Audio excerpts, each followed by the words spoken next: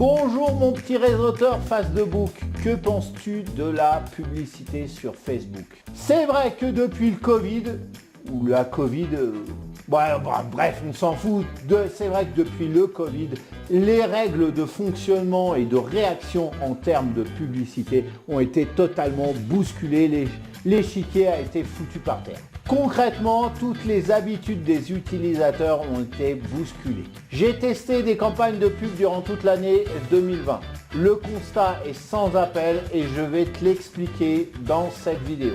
Bonjour si tu ne me connais pas, si tu arrives totalement par hasard sur cette vidéo, je me présente, je m'appelle Cédric et je suis ton expert en monétisation et en growth hacking de réseaux sociaux. Je vais lancer le jingle et on va parler de ce sujet-là, de la publicité Facebook. Est-ce qu'elle est bonne ou non?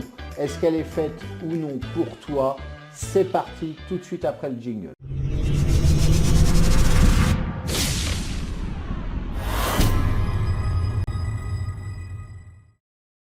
Fin 2019, je me fais coacher par Antoine Pétavin. Et c'est lui là sur la photo, il fait partie des meilleurs webmarketeurs français. Et lui et son équipe me forment pour que je crée ce qu'ils appellent un petit produit magique. C'est une formation à bas coût qui fait moins de 20 € et qu'on va promouvoir dans de la pub sur Facebook. Antoine et son équipe me fournissent toute leur assistance. Tout d'abord pour réfléchir quelle est ma cible, quel est ce produit que je dois concevoir, cette formation, à la mettre en place et puis ensuite à mettre en place la page de vente, enfin tout le tunnel, quoi. Son mentorat est juste super puissant et je peux te dire que j'ai fait d'autres coachings et le sien, celui d'Antoine Pétavin, c'est du high level, hein. C'est de la très haute qualité. Bref, on met en place le produit, puis ensuite on crée et on publie la publicité sur Facebook,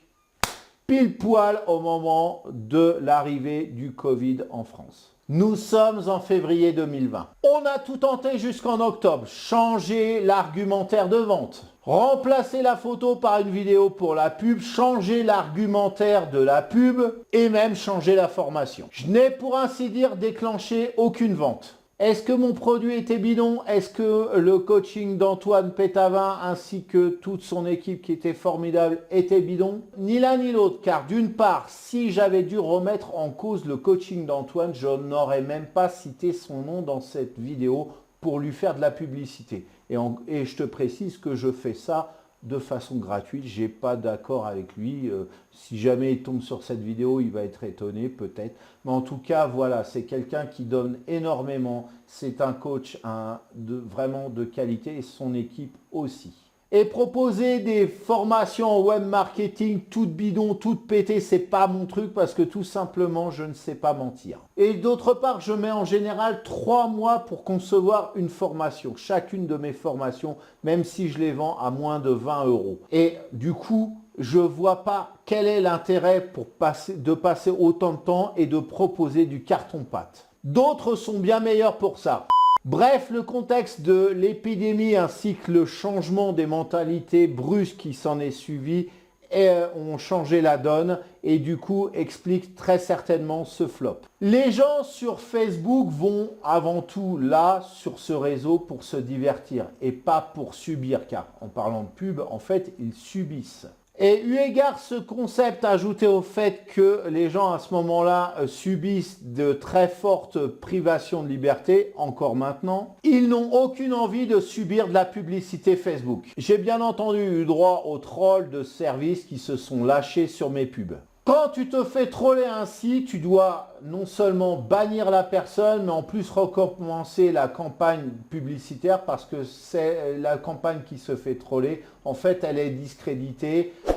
S'il y a une personne qui se fout de ta gueule, qui n'est pas contente ou quoi que ce soit, bah, les autres vont dire, même si c'est qu'une personne sur 20, eh ben, ils vont regarder ce commentaire et du coup, ils ne vont pas porter d'attention à ta publicité ou du moins, ils vont la dénigrer eux aussi. Bref, c'est une perte de temps et d'argent aussi parce qu'entre le moment où tu te fais troller et celui où tu t'aperçois que tu t'es fait troller, il s'est passé un certain bout de temps et le compteur de clics et donc d'euros à tourner et donc tu peux perdre comme ça plusieurs dizaines d'euros. Alors, est-ce que tu dois arrêter la publicité sur Facebook? Si tu es dans le web marketing, c'est de plus en plus compliqué. Disons que pour la promesse, il faut y aller en douceur, mais vraiment très en douceur. Si tu as une formation dont l'objet est de faire gagner 30 000 euros par mois, alors tu peux oublier. Sauf si tu es déjà reconnu en tant qu'influenceur, mais si c'est le cas, tu vas certainement pas regarder cette vidéo. D'une manière générale, il vaut mieux vendre des produits que des formations sur Facebook et dans tous les cas, la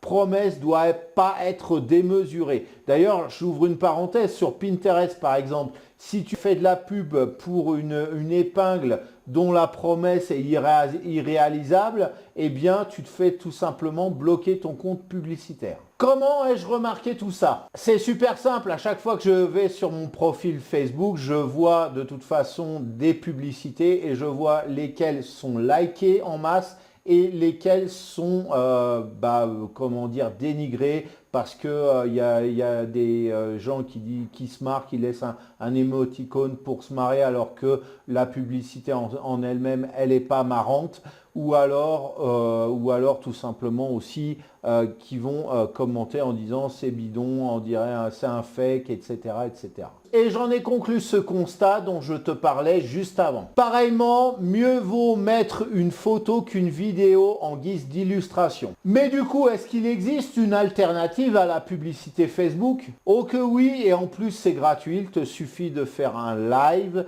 durant lequel tu présentes ton produit ou ta formation. C'est un excellent moyen d'interagir avec ta communauté qui, si elle est intéressée par ce que tu es en train de dire, que tu parles d'un produit, d'une formation ou des petits oiseaux qui chantent dans les arbres, hein, ou de tout et de rien, eh bien, elle va te poser des questions. Là, je te parle d'un produit que tu vendrais, une formation, un coaching, ce que tu veux.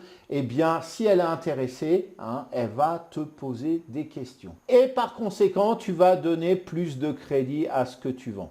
J'ai obtenu un post de la part de quelqu'un que je ne connaissais absolument pas à l'époque. Mets en pause cette vidéo et lis bien ce qu'il a écrit à sa propre communauté. Tu vois et tu comprends que son post vaut mieux que toutes les publicités du monde entier. Et bien entendu, ce post m'a déclenché dans les jours qui ont suivi de nombreuses ventes. Alors bien entendu, il ne s'agit pas de gaver ta communauté tous les 4 matins en lui parlant de tes produits à chaque fois. Mais si tu le fais une fois de temps en temps, tu vas attirer vers toi en douceur, là je te parle en douceur, c'est pas le côté agressif de la pub, ta communauté et tu vas immédiatement, alors si c'est pas immédiatement, c'est à court terme, ça peut être à moyen terme, ça peut être à long terme aussi, en fonction des gens, en fonction de ta façon de parler, de t'exprimer face à la caméra, c'est pas forcément évident, on est bien d'accord, mais de toute façon, à terme, tu vas inspirer confiance à ta communauté. Voilà alors mon petit réseauteur Facebook, cette vidéo est maintenant terminée, sniff, sniff,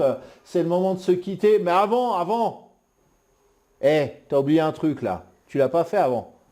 Le pouce en l'air, tout de suite. Tu ne discutes pas, tu me mets un pouce en l'air.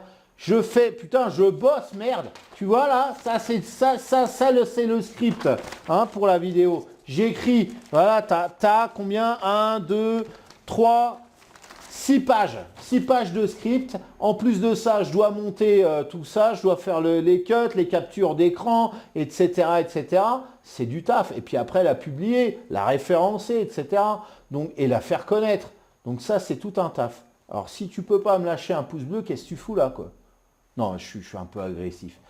Le prends pas mal. Lâche-moi un pouce bleu, je te remercie. Ça me fait plus de vues. Si tu peux, encore mieux que ça, parce que tu te dis, ah, Cédric, il fait du boulot, du bon taf. Et je l'adore. Tu prends dans la barre de navigation, tu prends le lien là de cette vidéo et puis tu la colles sur ton profil Facebook, sur Twitter, sur ton blog. Oh, j'ai trouvé un gars génial avec une vidéo géniale, je veux vous la faire connaître. Et là, tu me fais connaître auprès de ton propre réseau, même si ton réseau il a 5 personnes. Je te remercie vivement, ça me fait connaître et ça, voilà, du fond du cœur. Et puis si ce n'est pas encore fait, parce que là tu l'as trouvé sympa cette vidéo, tu en as peut-être regardé une autre avant, et ce que tu n'as pas encore fait, c'est de t'abonner à cette chaîne. Donc tu vas t'abonner, le bouton est juste en bas, là, en bas à droite hein, de ton écran. il n'est pas trop mal fait. Moi, j'ai connu d'autres boutons qui étaient un peu pétés et tout, voilà, qui valaient pas, qui tenaient pas la route. Là, il n'est pas trop mal fait. Puis ça permet de rendre cette chaîne importante. Plus il y a de monde qui va dessus, plus c'est génial. Moi, plus je suis content. Et puis, au moment de t'abonner, la cloche, cling!